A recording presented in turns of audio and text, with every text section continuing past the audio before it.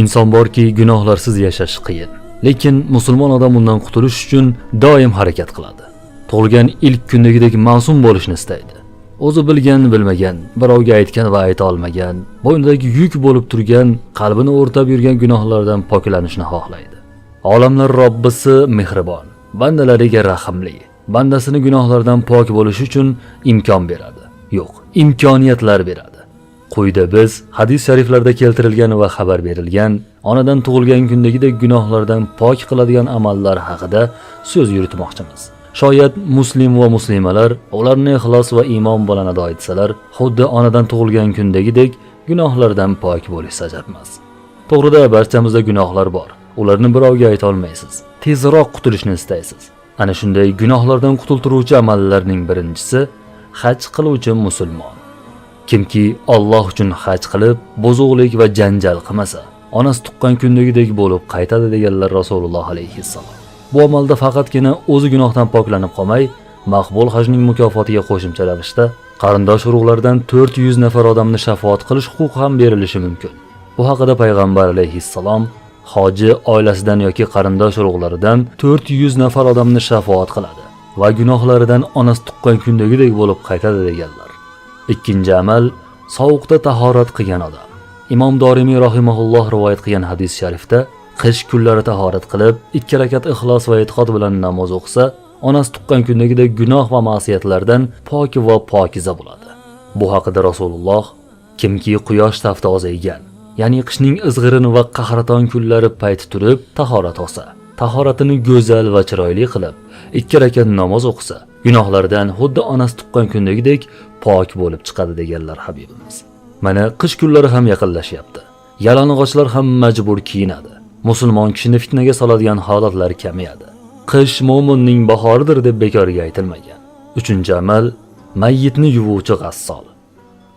O'lik yuvish musulmonlar zimmasidagi vojib amal bo'lib, uni omonatli va diyonatli, o'likni ayb nuqsonlarini gapirib yurmaydigan, o'lik yuvishni shar'iy qoidalarini biluvchi kimsalar ado qilmog'i zarur.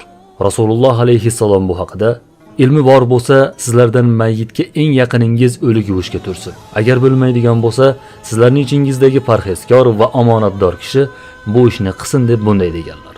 Kimki mayyitni yuvishga mas'ul bo'lsa, unda omonatni ado qilsin.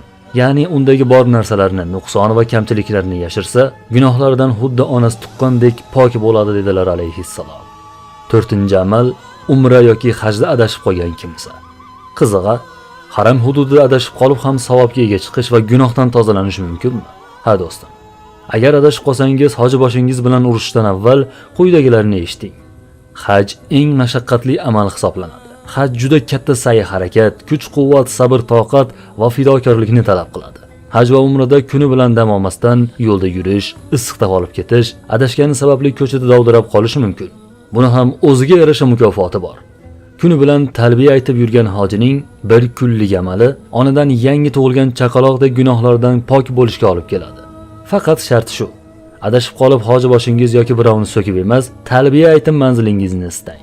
Birorta mo'min ertalabdan talbiya aytib, to quyosh botgunicha yuradigan bo'lsa, yotoq joyiga qaytgunicha xuddi uni onasi tuqqandek gunohlari yo'q bo'lib ketadi deganlar Rasululloh. Umuman olganda, yotoq joyidan xolis niyatda Baytullohni tavof qilish niyatida chiqishning savobi juda katta. 5-amal kasal bo'lib yotgan musulmon. Alloh azza va jalla mo'min musulmonga bergan dard ham uning gunohlariga kafforat, darajasining ko'tarilishiga sabab bo'ladi. Ayniqsa to'shakka mixlanib yotib qolgan bemor shukr va sabr qilsa, uning gunohlari butkul yuvilib, xuddi onadan tug'ilgan kundagidek bo'ladi. Sahoba Shaddod ibn Aws Ansoriy radhiyallohu anhu bir necha do'stlari bilan Damashqda bir bemor birodarining oldiga kasal ko'rgani kirishdi. U zot bemorga qarab, "Xursand bo'lavering. Men Rasululloh alayhissalomdan quyidagi hadisni eshitganman" deya quyidagi hadisni aytib berdi. Alloh azza va jalla shunday deydi: "Agar mo'min bandalarimdan birini kasallikka mubtalo qilsam, u men mubtalo qilgan dardga shukr va sabr qilsa, modomiki u to'shagida bo'lar ekan, xatoliklardan onasi tuqqan kundagidek bo'lur" deb aytadi. Yana Alloh azza va jalla farishtalariga: "Men bandamni to'shakka bog'lab, mubtalo qilib qo'ydim. Endi bundan oldin sog'lom holida berish uchun yashirib qo'ygan ajr savoblarimni unga chiqarib beringlar" deb amr qiladi, dedilar Rasululloh alayhissalom. Allohu akbar.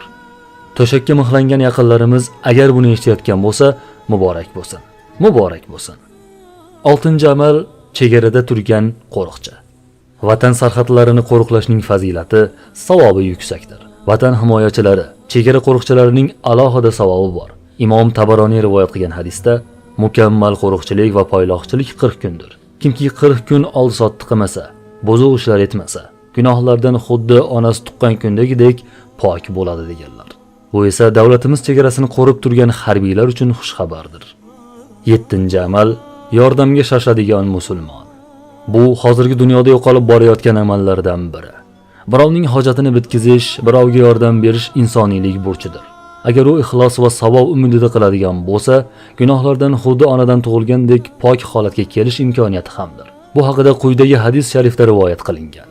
Kimki musulmon birodarining hojatiga yursa, Alloh uni o'sha ishdan ajralib qaytgunicha tashlagan har bir qadamiga bitta yaxshilik yozadi. Agar uning hojatini bitkazib beradigan bo'lsa, gunohlardan xuddi onasi tuqqan kundagidek bo'lib chiqadi. Agar o'sha musulmonning hojatini chiqarish yo'lida halok bo'ladigan bo'lsa, vafot qilgan odamga jannatga hisobsiz kirishdan boshqa mukofot bo'lmaydi deganlar Habibimiz alayhissalom.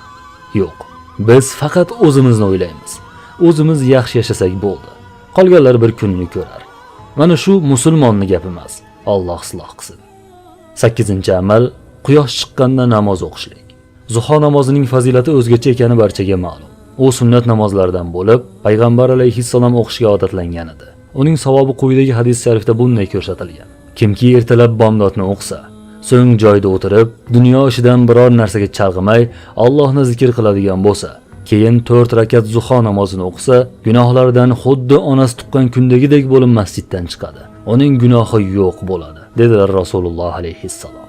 Xullas, oshkor va maxfiy gunohlari tufayli qalbi o'rtanib yurganlar yuqoridagi tavsiyalarga amal qilsalar, inshaalloh gunohlardan soqit bo'ladi. Mavzu so'ngida bir so'z aytmoqchimiz.